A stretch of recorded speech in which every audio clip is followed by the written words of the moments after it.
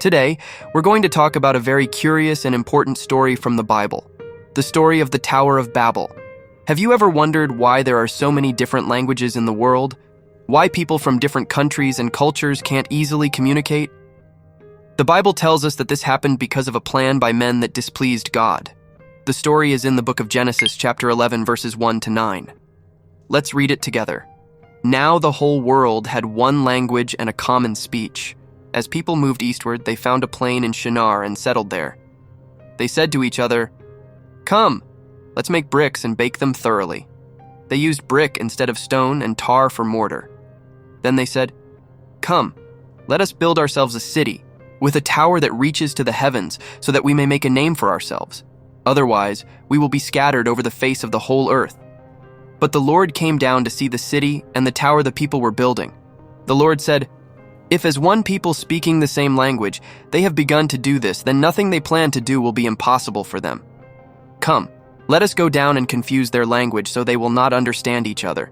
So the Lord scattered them from there over all the earth, and they stopped building the city.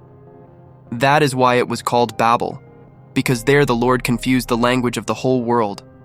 From there the Lord scattered them over the face of the whole earth. What can we learn from this story? First, that men had a proud and rebellious intention to build a tower reaching the sky, as if they wanted to equal or challenge God. They also wanted to make a name for themselves instead of glorifying God.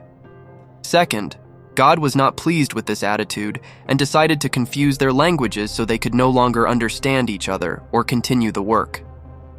Thus, God showed that He is sovereign over all things, and no one can frustrate His plans. God also showed that He wants people to spread throughout the earth and form different peoples and nations, manifesting His glory in all its diversity. Jesus Christ came into the world to reconcile men with God and with each other through His death and resurrection. He taught us to love God above all things and our neighbor as ourselves. He gave us His Holy Spirit, enabling us to speak and hear the truth in love. He called us to be part of His church, formed by people of all languages, tribes, peoples, and nations, united in one body and one purpose. This is the story of the Tower of Babel and its significance for us today.